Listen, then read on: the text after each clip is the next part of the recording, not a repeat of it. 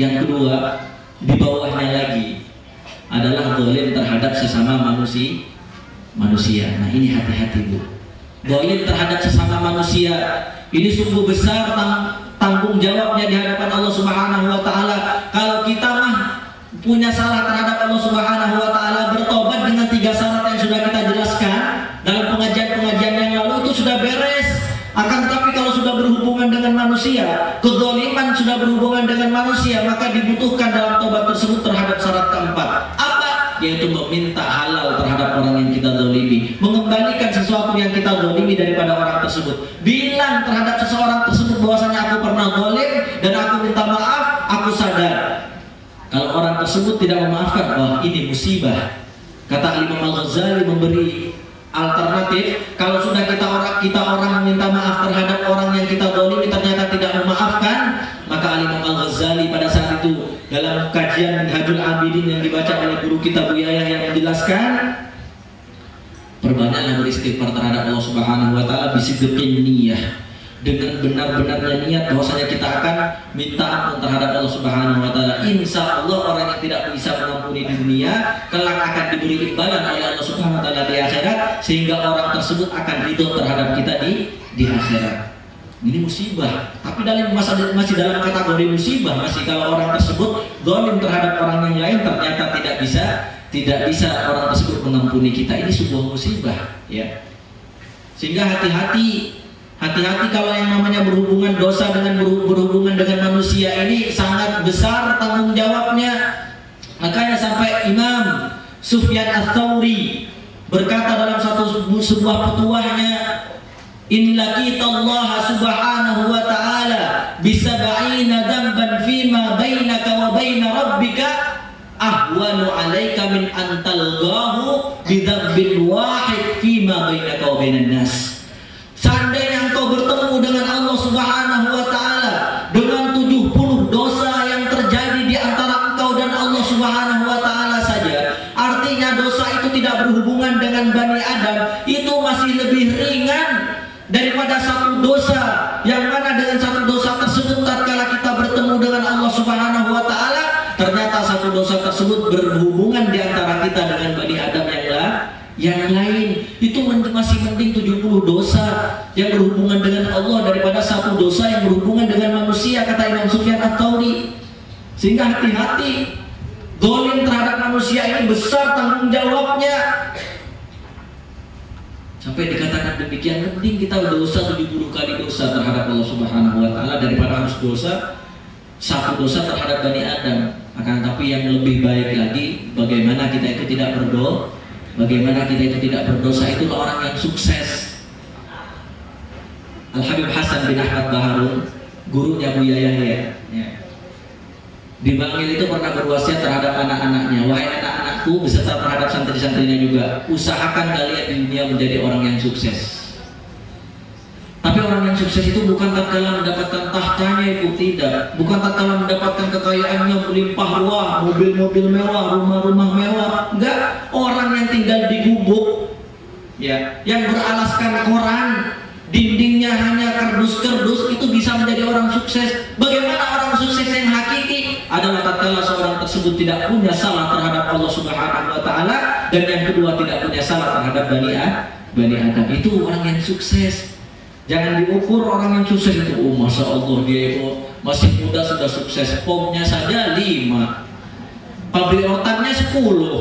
Ini bukan orang yang sukses, bukan tolak ukur orang yang sukses, ya.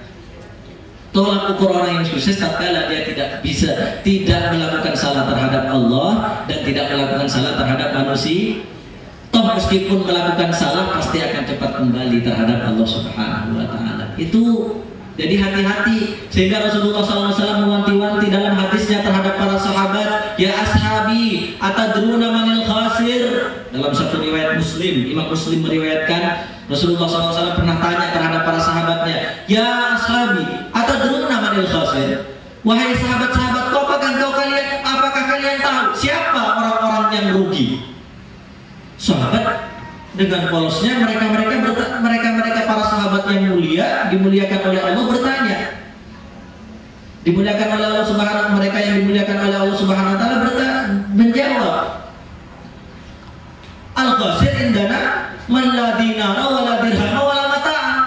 Orang yang rugi daripada diri kita adalah orang yang tidak punya dinar, tidak punya dirham, dan tidak mempunyai barang dagangan. Itu orang yang rugi. Kata para sahabat, bukan wahai sahabatku, Rasulullah menjawab, bukan itu orang-orang yang rugi. Akan tetapi orang yang rugi adalah orang, kata al-khasir min ummati alladhi ya'ti yawmal qiyamati bi salatihi wa shaumihi wa zakatihi. Orang yang rugi daripada umatku adalah orang yang tak kelak di akhirat datang dengan sholat dan masya Allah tahajudnya lancar, bukan 10 rakaat, 100 sampai 1000 rakaat tahajudnya, duhanya 8 rakaat, masya Allah witirnya sampai 11 rakaat, nggak nanggung-nanggung sholatnya. Wasomihi, dia puasa Daud tuh, puasa Daud, besok puasa sekarang tidak, besok puasa sekarang tidak, puasanya nggak masya Allah sampai ceking badannya, sampai kurus gara-gara puasanya. Wa zakati, serta zakatnya masya Allah zakatnya lancar, infaknya. Pondok pesantren Al-Bahjah tidak dibangun kecuali dengan donatur ini. Pondok pesantren Al-Bahjah, pembangunan Masjid Umar adalah karena orang ini, infaknya masya Allah. Akan tetapi digambarkan oleh Rasulullah orang yang seperti ini, orang-orang yang masih rugi. Bagaimana kerugiannya dilanjutkan oleh Rasulullah sallallahu alaihi wasallam, wa ya'ti wa qad syatama hada wa qadafa hada wa akhadha mala hada wa daraba hada fayuqta hada min hasanatihi wa hada min hasanatihi wa hada min hasanatihi fa idza faniyat hasanatuhu qabla qidai ma alaih ukhidat minhu khatayahu wa turiha alaihi wa turiha ma'ahu min finnar, kata Rasulullah. Sehingga tak kalah seorang tersebut yang datang dengan sholatnya yang beribu-ribu rakaat itu, yang datang dengan puasanya yang sekian hari puasa, bahkan setiap hari puasa sampai ceking badannya itu, datang dengan infak-infaknya yang sungguh sangat banyak, bukan hanya ratusan juta tapi triliunan, sampai habis apa yang ada di rumahnya.